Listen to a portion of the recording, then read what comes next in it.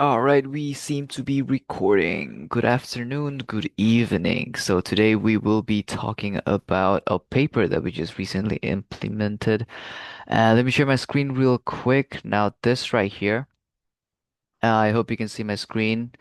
This right here, we are talking about QLORA. All right, so if you see a random box in the bottom, please ignore it because that is just how Zoom is going on right now. So, QLORA. So this is the paper that I chose. So the paper that I chose is about an AI large language model. And what this paper is about is it's basically about efficient fine-tuning of quantized LLMs, right? It's called QLORA. This is a variation of LoRA, and we will go in depth about what that is. It's basically quantized LoRA, and we'll go in depth about what this is about, and we will also learn about how this is more efficient, why it's more doable than regular fine tuning, and how we improved it. All right, so let's go. So first up, table of contents. What do we have? What do I have for you here? So first of all, I have introduction to fine tuning. I have the hard reality. Why fine tuning is so difficult for a large language model, and I also have introduction to QLoRa. Why we have this and why we need it. This is from the paper that we went through and how QLoRa works. So this is basically an in-depth introduction and how this works. Right. And finally, we also have improvements and suggestions. This is something that I did it myself. And this is based on the paper and how we could make it, better, the model itself or the concept. And conclusion would be the training limitations, something that we could talk about in a bit. So starting off, let's talk about large language models, right? So right now, AI is the hype. Everybody knows about large language models, ChatGPT, Gemini, Llama. It's out there. OpenAI is out there. So large language models, what are large language models, right? We all know that they're deep learning models. They're trained on immense amount of data, like petabytes of data, right? And they're capable of understanding and generating natural languages and other content to perform a wide range of tasks. So something that we need to realize or keep in mind is large language models, they've been trained on a lot of data, right? And these data that they're trained on, it's not specific. It's about everything. So these models, they know about a lot of stuff, but there's nothing in particular that they're really good at, right? So it's really difficult to use these in specialized areas. It's a lot of times it would just give you generalized answers and generalized suggestions, right? So that's when fine tuning comes in. So introducing fine tuning, this is the solution to our large language model problem. So fine-tuning is basically the process of training the large language model a little more on a smaller scale, right? So we basically take the raw data and we train the model to make an LLM, and we take that large language model and we give it a custom knowledge base, and then we turn it into a fine-tuned LLM. This is basically a well-greased machine, right?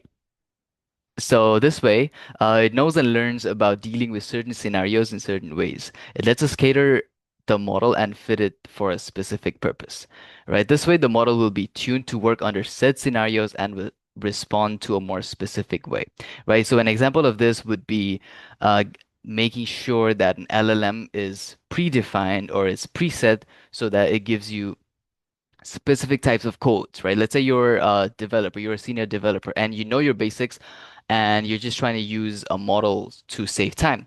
Now, generally, if it's just a regular LLM, it's just going to give you a generalized answer, right? It's going to teach you how to do it, but you already know how to do it. You only want it to give you like specialized codes, right? You don't want it to like go through every single line and try to process everything. No, you want it short and sweet. You want to make sure that it's as efficient as possible. So fine tuning helps you let the LLM know that, hey, in this scenario, give me these answers, right? So it basically learns from those tiny details, the short list of knowledge base, a couple of question and answers. It uses that to train, and it's fine-tuned into this fine machine, right? So the sad part, the hard reality for this is the fact that fine-tuning turns out that this is very, very expensive, right? So the reason for that would be first the parameters, right? So large language models, as the name suggests, they are very, very large, right? We're talking about billions. billions of data, right? So we have parameters ranging from about 7 to 110 billion. That's a lot. 7 is like the smallest one you could find, and therefore you're going to need a lot of research to fine tune these guys, right? So a big LLM would need about 156 gigabytes of VRAM. Now that's a lot. My computer, I think I have like 4 gigs of VRAM, 4 gigabytes of VRAM, so this is very hard. You'll need like millions of dollars. Like companies are going to have to invest a lot to fine tune a model. So doing it personally for like a freelance developer would be basically impossible. Even small companies might have trouble with this, right? So essentially, because of this, it's technically not really worth it because there's other ways of making sure an LLM does the work properly or it specializes in something. One way is RAG, which is basically retrieval augmented generation, right? So what this does is this is basically when you use an LLM and you give it some context that it would generally not have. So let's say you want to do something that works with personalized data, and you give the data and context along with the prompt. So you're basically plugging in. So RAG, what it does is basically plugs an LLM into stores of current private data that would otherwise be inaccessible to the LLM, right? So these models can return more accurate data since they have a context and everything, and with added context to the internal data that they otherwise would be unable to have, right? So this could basically be you telling it, hey, here's the context. You're supposed to answer like this, and this is what's been done before. So here's the question, give me the answer, right? So it has a context, it has data, and it's gonna find a way to make sure that it's as accurate as possible, right? It is more accurate, but why not just fine tune it, right? Fine tuning is expensive, so you might want to drift toward this. But this is where our paper comes in, right? So this is where QLORA comes in, right? Introduction of to QLORA, right? Why this is great. So QLORA basically stands for quantized LoRA. If this loads, all right. So this is how the paper is, right? So quantized LoRA or quantized low rank adaptation. It's an efficient fine-tuning approach, according to the authors of the paper, that reduces the memory usage through a fine tune of a 65 billion parameter model on a single 46 GB GPU, right? And at the same time, it also preserves the full 16-bit fine-tuning task performance. What it basically means is the accuracy is not going to go down, even though the fine-tuning makes sure that the parameters, it quantizes it and it turns it into smaller data for a bit and it freezes it. But at the same time, it's not going to lose its value. It's not going to lose its accuracy, right? So if you look at the figure in the bottom, you can see how a full LLM, fine-tuning it just a standard way would be, if you're looking at small 7 billion parameter LLM, it's going to be about 65 gigs of VRAM, right? We're talking about VRAM. This is the expensive stuff we're talking about, right? If you go to like the big ones, 110 billion parameters, it's like 1,000 gigabytes. That's a lot. But if you use QLoRa, right, you could go down up to, if you use the 4-bit one, you could go down to 5 bits for 7 billion parameter. That's a very, very big jump, right? And even for the big one, it's about 72 gigabytes, which is very doable, by the way. So QLoRa is it's a very good way to efficiently fine-tune your large language model without losing precision, right? So how does it do that, right? It's really amazing. So how does QLoRa work? Right, so this is the way it works. So essentially what the paper describes is the paper announces three different ideas. And there's these three concepts that are really, really important for QLoRa to work, right? The first one is the data type, right? Instead of the normal for brain float, instead of the normal brain float type, it uses something called the normal float, 4-bit normal float, which is basically smaller data, and it works great with double quantization, right? So it's basically they basically made it so it works with this type of fine tuning, right? And the other thing that they mentioned is double quantization. So generally, when you fine tune it, you quantize it so it's smaller. But double quantization, what it does is it not only quantizes the model weights like the normal fine tuning does, but it also quantizes the constants themselves, right? Which makes it really, really small. That way, it's like really more, it's really efficient, and the data is like, way smaller than it would be otherwise.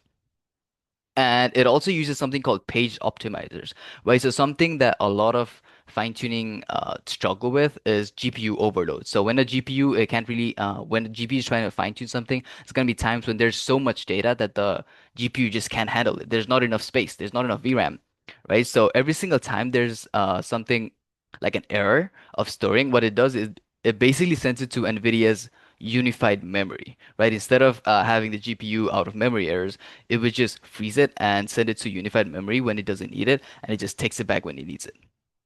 We'll go in depth about it. So let's talk about data types, right? So 4-bit normal float is basically designed using quantiles of the normal distribution, right? So this basically makes it mathematically optimal for representing neural network weights. This also provides a far better accuracy than the previous 4-bit formats like FP4 and Int4, right? This is the format that they used to use for previous I forgot the word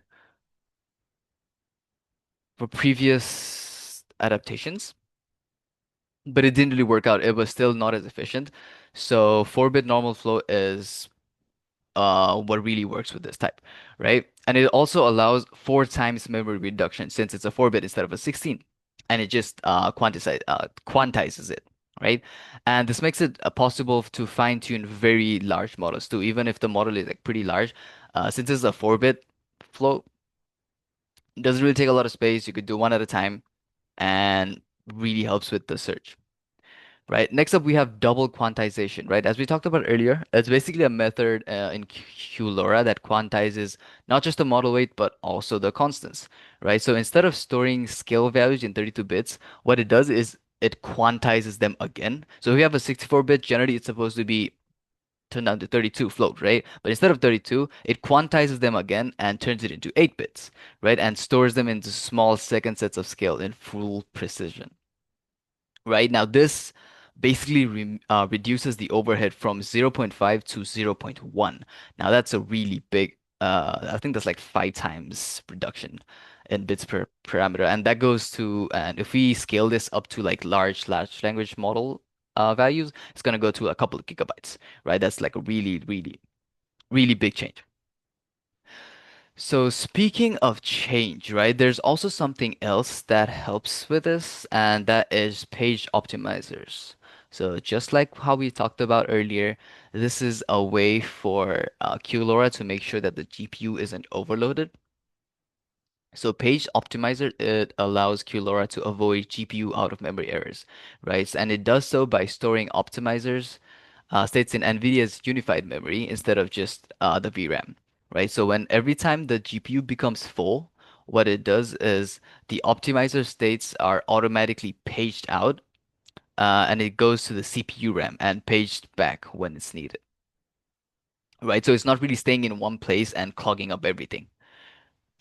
And this mechanism basically prevents the memory spikes typically caused by gradient checkpointing and long sequence lengths. This also enables fine-tuning of 33 billion and 65 billion models on a single 24 to 48 gigabyte GPU. We're talking about VRAM. So yeah, even if the large language model is pretty big, since we're using page optimizers, the GPU, there's not going to be any GPU spikes and the VRAM, so it's not going to really crash your GPU, even if the large language model is really big. So that's it about paged optimizers, right? Now we talked about the 3 things that the paper introduced. Now, how do these really work, right? So QLoRa, as I said earlier, is quantized LoRa. So if we talk about how this is efficient in general, right? So QLoRA, how is QLoRA efficient, right? How do these guys work together, right? So the normal float, the 4-bit float that we talked about earlier, this type of data byte uses, let's see, so using normal float 4-bit quantization data type, double quantization and page optimizers, QLoRA is able to train the model in a much more efficient way, right? As we talked about before. So the base model for this is stored once again in a 4-bit and F4 type, which is the normal float 4-bit, the normal float type, and it has a very low memory usage, as we talked about earlier, and it is frozen during training, right? So we don't really need a lot of data, so it just freezes the N4 types during training, And it also dequantizes on the fly for each forward and backward pass. What that means is if we use a 4-bit model, right, chances are it's gonna not be as precise as the BrainFloat 16 model, BrainFloat 16 data type. But since we're dequantizing it every now and then, it's still gonna maintain this, right? So the weights are temporarily dequantized to BF16 for every pass. This way, the computization for the training is still gonna occur at BF16. So we're still getting the full package of BF16 and having it as accurate as possible. But at the same time, we have an NF4, which is like way smaller. So we have the same thing, which is like very small, but we de-quantize it when we're computing it. So the computing doesn't go down, but it's still very, very light. All right. Furthermore, instead of modifying every single weight, we know how there's like a lot of weights, like billions of parameters worth of weight. Inside the model, QLORA uses LoRA, right? So as I said, QLORA is quantized LoRA, which is basically a type of LoRA, and QLORA basically uses LoRA adapters, right? A transformer layer typically consists of several matrix transformations, right? So when we're talking about large language models, there's like billions of parameters, there's a lot of models, and there's a lot of weight. So if you're trying to fine tune them, you got to go through each and every one of them, right? Traditionally. But what QLoRa or LoRa does is it basically takes, let's say that we have a function, right? Y equals to x w, where x is the input and w is the matrix with, a lot of parameters, like millions of them. Instead of changing the entire thing, what LoRa does is it basically adds a small trainable low rank update to W. So if you look at the slide over here, the initial was y equals to xw, right? So instead of changing the whole thing, what we do is we create another small update, right? So this is a small low rank trainable update, and we basically add an xb where x is the input and b is going to be a small matrix. It could be anything, right? It could be xba with multiple matrices, but in this case it's just xb. And where b is a small matrix, which is much simpler to train. So instead of changing the whole weight and everything, we just create a small version of it and we just tweak it a little bit, right? So in this case, the W stays frozen in a 4-bit quantized form, and this creates a drastic reduction on update time, right? So it means since it's frozen, the time that it needs to fine tune is going to be very, very low compared to otherwise, right? All right, so let's talk about LoRa. Since we know that QLoRa is a type or variation of LoRa, so LoRa basically is a low rank adaptation. What that basically means is, like we talked about earlier, right? Instead of the weight, we freeze the weight and we create a trainable small adaptation to it, and we change the trainable adaptation while freezing the thing, right?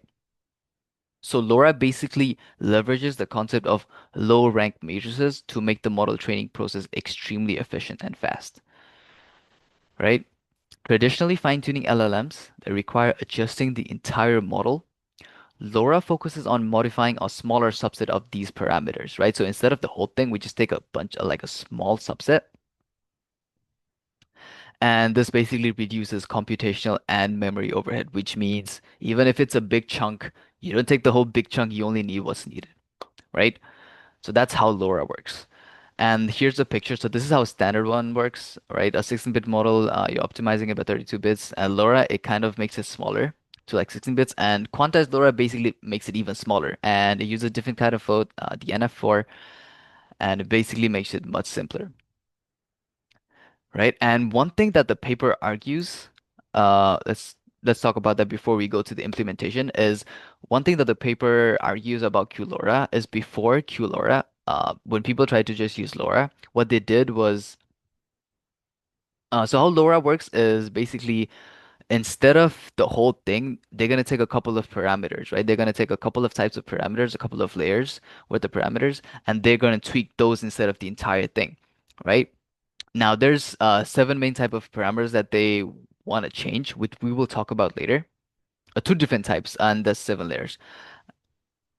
But before that, let's get to the code, right? So to implement the code, here's what we did, right? So first, the creators of the paper themselves, they had a library on Python.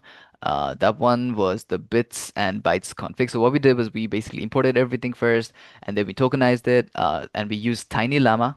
We didn't want to use a very big model because we using Google Colab, so we don't really have a lot of resources, right? So we use a small tiny model, and we're trying to train it, right? We're trying to implement it by training it using QLORA first, and then something of our own, right? So our first training was done by QLORA. And we basically used everything that they provided. They have everything, they already had everything in store. So we just had to import it and just use it, right? So we just imported everything and then we just created quant config. And as I mentioned earlier, so we basically mentioned that we need an NF4 type data and we're trying to double quant. We just set it to true and it should do its magic, right? So that's how that's how easy the code was, right? And next up, what we did was we basically added the LoRa as we talked about earlier. And remember how I said there's two types of layer that the LoRa works on? So instead of the entire parameters, instead of all the layers, they only focus on two types of projections, right? So these are attention projections and FFN projections, right? And before, what people did was apparently, instead of FFN, apparently they only focused on attention projections and they only ranked the attention projections using LoRa. And FFN, they just let it be. They just put it to zero, right? They did nothing to them. So what that did was it kind of messed up the fine tuning and it made it really funky. There wasn't, the accuracy went down, it took way too long, and it just messed up with the LLM, right? So what the paper argued was you should rather have a rank 16 in everything than have a rank 50 in attention projections and nothing at all in FFN. So they would rather have, at least something in everything than have something great in something and nothing at all in the other one, if that makes sense, right? So what we did next in the code was we basically made the config, and as you can see, there's an R32, right? So what this is this is the ranking system. So LoRa basically uses ranks to see how much or like how much you gotta train it or like how much focus you gotta give a certain type of layer. So you remember how we talked about like giving certain layers training instead of all of them. So the only two types of layers or projections that we're training or like focusing on the modules would be the attention projections and the FFN projections, right? And for both of these, the paper wanted us to do 64, but we're doing 32 because we have a resource constraint. But we're basically putting R equals to 32. We're trying to rank everything to 32. That's what the paper wanted us to do, and the paper wanted us to make sure that everything is consistent and everything has a rank, right? Because if we pull the FFN to zero, we didn't work at that at all, it would mess up the efficiency, right? And it would make the answers funky. It would not know what's going on. So we did everything 32. Right, so we basically set it up everything with LoRa and everything set up, and LoRa only trains adapters, not the whole model, right? So we got to focus on that because if we try training the whole model once again, it would just be the standard way, right? It wouldn't be as efficient as we want it to be. So you must choose where to apply them, right? So the paper suggests to use these seven modules, right? So there's the Q project, the K project, V project, O project. Now these are the attention projects. These are, I'd say, the more advanced ones. These are the one that people like to focus on because they're more focused on the cognitive part of the LLM, while FFN is the gate project, the up project, and the down project. We'll talk about these in a bit, right? So the paper basically wanted us to use these. So that's why we're using these. So once we set this up, what we did was we trained the model. It took us a few minutes, and by few, I mean about, I don't know, like 20, 30 minutes, which is pretty good, right? It's a big model. I mean, it's a small model, but fine-tuning a model does take very, very long. And it took us about like 20 minutes on Google Colab. And after we were done, what we did was we were able to make an adaptive QLORA, right? So after we trained and everything, what we did was we were able to compare it with the original one, and we found out that there was a lot of changes, right? It was more accurate, it listened to the instructions better, and it was more focused on the topic instead of generalizing it. It was fine-tuned 100%. But once again, it was still kind of general, right?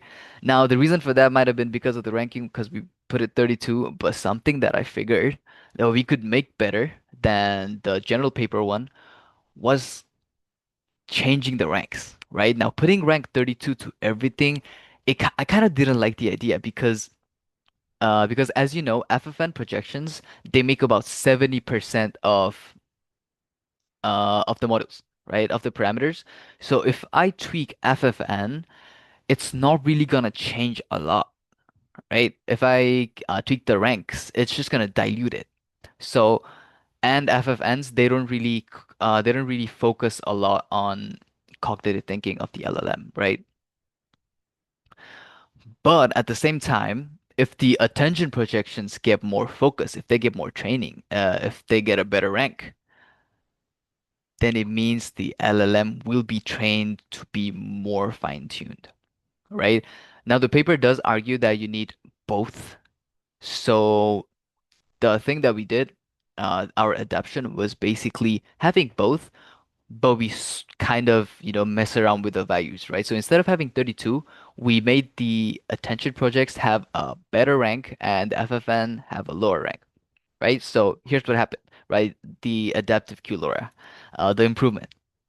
So what we did was see how you can notice the R equals to 32. This is basically the same thing. We have fixed LoRa ranks to all the layers. It seems weird, right? Since changing the LoRa rank seems like a much more suitable way to fine tune it, right? So LoRa on all linear layers is critical to match 16-bit performance. This is what the paper argued, right? Because 16-bit performance basically means having a good accuracy, right? Because if you don't have 16-bit performance, you're losing data, and it's really funky, and it kind of hallucinates a lot, right? So that is why we need a 16-bit performance, and to have 16-bit performance, you will need to have ranks on both of them. But having 32 ranks means you're kind of wasting performance at the same time. So we kind of want to reduce the FFN projection ranks and increase the attention projection rank kind of equally.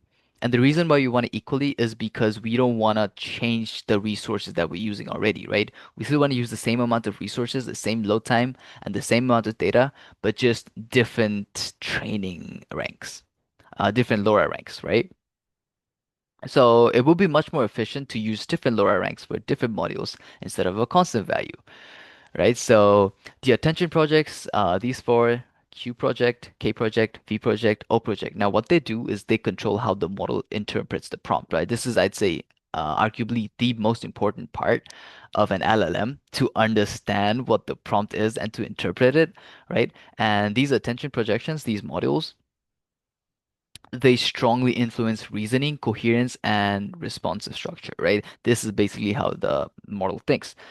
And LoRa changes here have very, very big behavioral impact. So if I just change it a little bit, it will have a pretty decent change in the model, right? If you see, I mean, you're probably seeing a rectangle here. Please ignore that. That's a zoom thing. And on the other side, for the FFN projections, the gate project, the up project, and the down project, they are responsible for the transformation, expansion, and refinement of the models. These are pretty important, but I'd say when we're fine-tuning it, we'd rather have more control on how the model interprets the prompt rather than focusing on transformation and refinement, right? And once again, these models, they do make about 60 to 70% of parameters. Now, the reason why I mentioned that is because of dilution, right? If I put a lot of ranking and a lot of resources on FFN and I have a limited number of resources, that would dilute it, meaning the impact it will make is way less than if I'd use the same amount of resources on attention projects, right? Basically it would be much better to put more value on attention projects.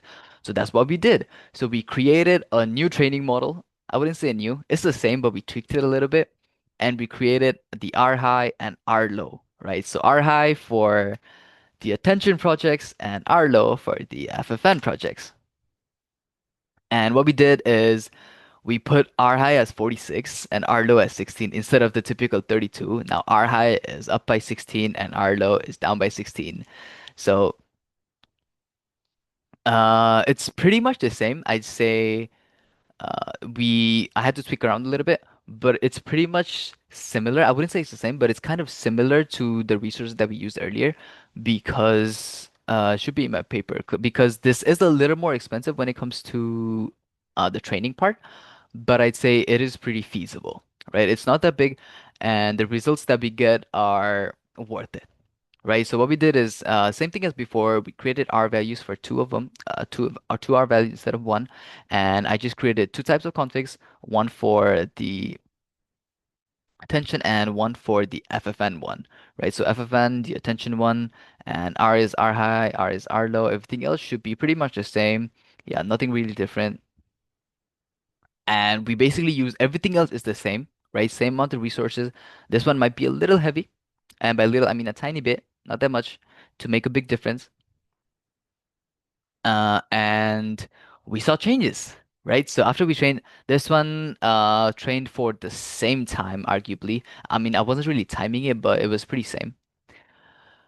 And here's what we found, right? So one thing that we were expecting, so there were a couple of things when we compared the two types of trainings, right? So the first one was the relevance, right? How relevant the prompt is and how relevant the answer is, how good it knows the prompt, how much it could think better, how much more coherent it is, how much more in sync it is, with the prompt, how much in the flow it is. Not we don't want it very general, right? We want it to be very narrowed down. The other thing we looked for is the final loss, right? The amount of loss for the training, right? If you're fine tuning something that's gonna be lost 100% of the time, the loss isn't that much, but there's still gonna be loss, which means not the efficiency, the large language model is still gonna lose some data, but it's a matter of how less you lose the data, right? And the losses that we're talking about is this is what we got, right? This is straight from the Google Colab that we got. So baseline is basically the QLORA. This is the one that we got from the text for the paper. We have about 1.4 and improved final loss is about 1.39. So in paper, in numbers, it doesn't look like a lot, but the fact that we have this much of a loss difference means that if we go to larger models, with, billions of more data, billions of more values, this does add up, right? This could add up to maybe even gigabytes worth of data, right? And that is why this is a pretty big change in my opinion. Is it groundbreaking? No. Is it a very big breakthrough? Not really. It's just a way of making it more efficient, right? And we're still sticking with what the paper stands for, right? So what does this change cost, right? So this change cost lower losses during the fine tuning, right? The thing that we talked about just now. And it also had, believe it or not, it had better understanding of the prompt. The prompt, we gave it the same prompt twice. Uh, I would argue that the results were better, while it is subjective, right? Having an answer to a prompt, it is kind of difficult to, see if it's a better answer or not. But I would argue that it was more conclusive, the answers, and they were more precise and in context, like the prompt. And there was no real increase in the resources since the FFN takes about 70%. So if you decrease FFN, it would be better than increasing it would be there would be less resources used than if we increase the attention one, right? Because it's less. And at the same time, it also stays with the concept of being efficient and reliable, just like how QLoRa intended, right? We're not using a lot of resources. We're still doing LoRa on a couple of layers, right? We're still doing LoRa on those two layers and a couple of models. We're just tweaking it a little bit so the ranking is different and different modules get different priority or different resources, right? So that is basically it. Right here is our works cited, and that is the end of the paper. I do have a paper ready with everything in detail. I don't think I was able to complete all the technicalities, but I do have everything in the paper. Feel free to check it out. I will link the paper along with this video. And I also have the Google Colab link, right? And it has everything preset already. You could go ahead and try to run it. It's probably gonna ask you to train it again, because that's what happened last time because I made it once and I had to like continue it the next day. What it did was it got rid of the instance and it had me connect to the GPU again and do the whole thing again, which does take a while. So you could look at the thing that's there already, or you could try it again for yourself. You want to use new prompts. I'd say it's really, really nice. So yeah, feel free to go ahead and watch them if you have any questions, anything that you want clarification with. Please feel free to let me know. And that is pretty much it. Let me show you the paper that I was looking at, right? I've been talking about the paper. Let me show you what the paper itself is. Hi there. Let's see if I can find the paper. Give me one moment. Okay, there we go. So yeah, it's called QLORA, Efficient Fine-Tuning of Quantized LLMs, and by Team Detmers, and I believe this is the same author. This is the same person who also created the library that I was talking about, right? And the library, see, it disconnected me again. And the library I was talking about is this one, bits and bytes config. So go ahead and check it out and let me know what you think. And that is pretty much it from me. I hope this video is not too long. I'm supposed to only do it for 30 minutes. I have no clue. I have not been keeping time and it's almost due. I'm almost at the due date. This is 30 minutes before due date. So please make this video work. Please don't crash. And yeah, thank you so much for watching. I will see you when I see you guys. Thank you. If I could pause the video, that would be amazing. Have a good night, guys.